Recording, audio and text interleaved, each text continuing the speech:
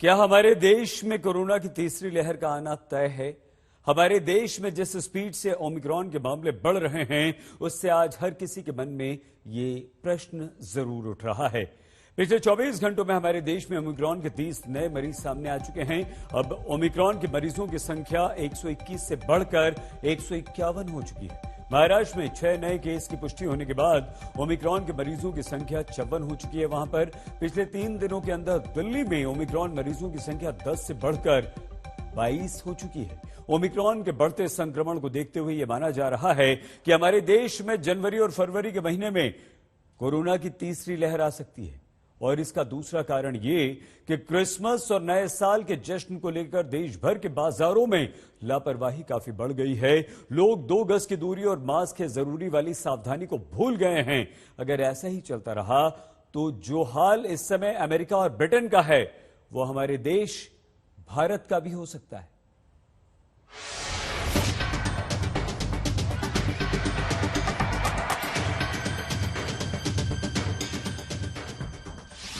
दो दिसंबर को 2 केस, 5 दिसंबर को 21, 15 दिसंबर को 65 केस और अब 19 दिसंबर को 151 केस। ये ओमिक्रॉन की बढ़ती स्पीड के साथ साथ तीसरी लहर से टकराने के पूरे संकेत हैं। सिर्फ 17 दिन के अंदर ये वेरिएंट देश के एक राज्य से 12 राज्यों तक पहुंच चुका है और अब मरीजों की संख्या 2 से 151 हो चुकी है। फिर चाहे वैक्सीन लगी हो या ना लगी हो, ऐसा लगता है कि नए वेरिएंट का हमला तय है। भारत में अब तक ओमिक्रॉन के जितने केस मिले हैं, उनमें ज्यादातर मरीज वैक्सीन की दोनों डोज लगवा चुके हैं। इसके बावजूद ओमिक्रॉन की चपेट में आ गए। यही वजह है कि ज्यादातर एक्सपर्ट्स देश में तीसरी लहर की भविष्यवाणी कर चुके हैं। WHO ने अपनी नई एडवाइजरी में लोगों से यह अपील की है कि ओमिक्रॉन को हल्के में लेकर लापरवाह न हो जाएं, क्योंकि ओमिक्रॉन से जुड़े सारे तथ्य अभी सामने नहीं आए। There is an urgent need for both dosages to be given to the remainder of the eligible susceptible population. That's step one. Massive vaccination drive, even forced if needed. That's number one. And number two, some kind of a regulation or binding coming from the government on movement of people and COVID appropriate behavior. If people are not doing it on their own, maybe it needs to be enforced by whatever. The time to act is now. एक तरफ पूरी दुनिया को WHO की चेतावनी और दूसरी तरफ भारत में तेजी से बढ़ते ओमिक्रॉन के मरीजों की संख्या देश में तीसरी लहर की आशंका को पक्का कर रही है। इसलिए सरकार ने एडवांस प्लानिंग शुरू कर दी है। यह दिल्ली सरकार और सामाजिक संस्था डॉक्टर्स फॉर यू द्वारा खेलगांव में तैयार किया गया कोविड हॉस्पिटल है। इस हॉस्पिटल में ऑक्सीजन प्लांट से लेकर ऑक्सीजन सिलेंडर की व्यवस्था की गई है। कोरोना की दूसरी लहर से सबक लेते हुए इस अस्पताल में 1000 LPG क्षमता के 3 ऑक्सीजन प्लांट हैं, जिसमें करीब 300 बेड्स पर 24 घंटे ऑक्सीजन दी जा सकती है। और मेरे ठीक पीछे आप ये ऑक्सीजन प्लांट देख रहे हैं।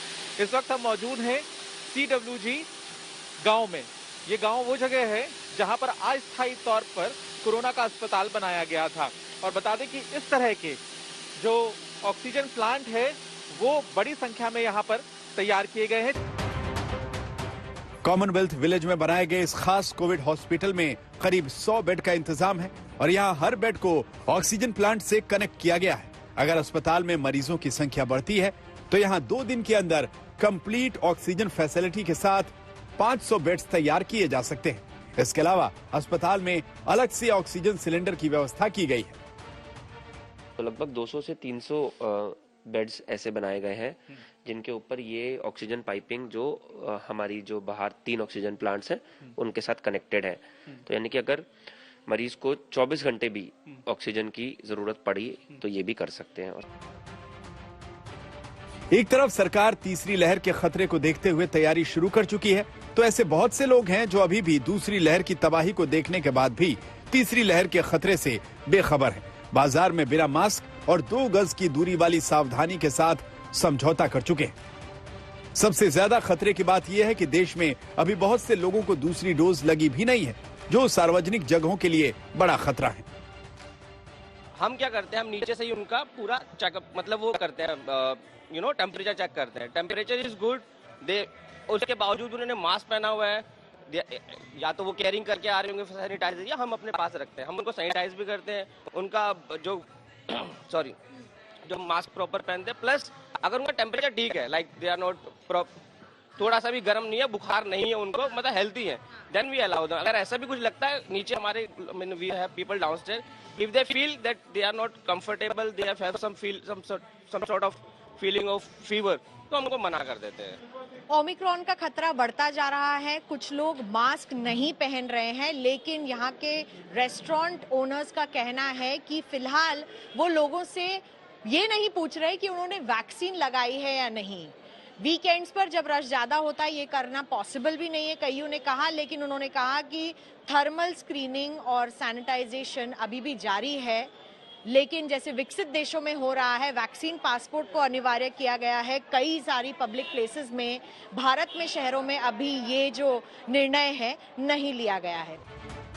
इसमें कोई शक नहीं कि ओमिक्रॉन अब तक का सबसे तेज फैलने वाला वेरिएंट है, लेकिन दूसरा पहलू ये भी है कि लोग कोरोना को लेकर अब फिर से लापरवाही करने लगे हैं। देश के अलग अलग राज्यों के साथ राजधानी दिल्ली में भी कोरोना का जो आंकड़ा है वो 100 के करीब पहुंचता हुआ नजर आ रहा है, और इसी आंकड़े के बीच बेपरवाह लोग कोरोना की तीसरी लहर को कभी भी दस्तक दे सकते हैं। इस वक्त मौजूद हैं दिल्ली के सरोजनी नगर मार्केट में। चारों तरफ जो आप भीड़ देख रहे हैं वो कोरोना की तीसरी लहर को कभी भी दस्तक दे सकती है, क्योंकि 2 गज की दूरी और सोशल डिस्टेंसिंग और मास्क जैसे नियमों को पालन यहाँ पर लोग करते हुए नजर नहीं आ रहे हैं। चारों तरफ आप देखेंगे कि किस तरीके से आज रविवार का दिन है और भारी भीड़ बाजार के अंदर जो है वो चारों तरफ देखने को मिल रही। आईआईटी कानपुर के मुताबिक जनवरी और फरवरी में तीसरी लहर आने की संभावना है, और नीति आयोग भी देश में रोजाना 14 लाख केस की आशंका जता चुका है। इसके अलावा देश में ओमिक्रॉन के कुछ ऐसे भी केसेस मिले हैं जिनकी विदेशों से कोई ट्रेवल हिस्ट्री नहीं है, इसीलिए देश में ओमिक्रॉन की कम्युनिटी स्प्रेड का खतरा बढ़ गया है। और अगर ओमिक्रॉन और डेल्टा स्ट्रेन मिलकर किसी को संक्रमित करते हैं तो कोरोना का नया सुपर वेरिएंट बन सकता है। तो जहां तक आपने सुपर स्ट्रेन जो आपने नाम दिया है डेल्टा ओमिक्रॉन का, अगर आप मुझसे थ्योरी में पूछते हैं, yes there is a theoretical possibility. और ये ना तो पहला वेरिएंट है जो आया और ना ही आखिरी वेरिएंट है जो आया है। मुझे लगता है कि आने वाले समय में और वेरिएंट आते रहेंगे। वो इनके कॉम्बिनेशन से हैं, अलग से हैं, कैसे हैं, ज़्यादा तेज हैं, ज़्यादा तेजी से फैलते हैं, ज़्यादा मौत करते हैं, ज़्यादा बीमारी करते हैं, कम बीमारी करते हैं, कम मौत करते हैं, वैक्सीन की इम्यूनिटी को इवेट कर जाते हैं। ये सारी बातें कहना थोड़ा सा जल्दबाजी होगा। टेस्टिंग और वैक्सीन ओमिक्रॉन से लड़ने के 2 सबसे बड़े हथियार हैं, लेकिन अब एक्सपर्ट्स भी मान रहे हैं कि नए वेरिएंट पर वैक्सीन का असर कम हो सकता है। इसलिए ये लड़ाई आपकी सावधानी और सतर्कता के कंधों पर आकर टिक गई। जरूरी है कि भीड़ भाड़ से बचा जाए और चेहरे से मास्क बिल्कुल न हटाया जाए। आपकी सावधानी ही इस संकट से बचा सकती है। मिलन शर्मा और पंकज जैन के साथ आज तक ब्यूरो।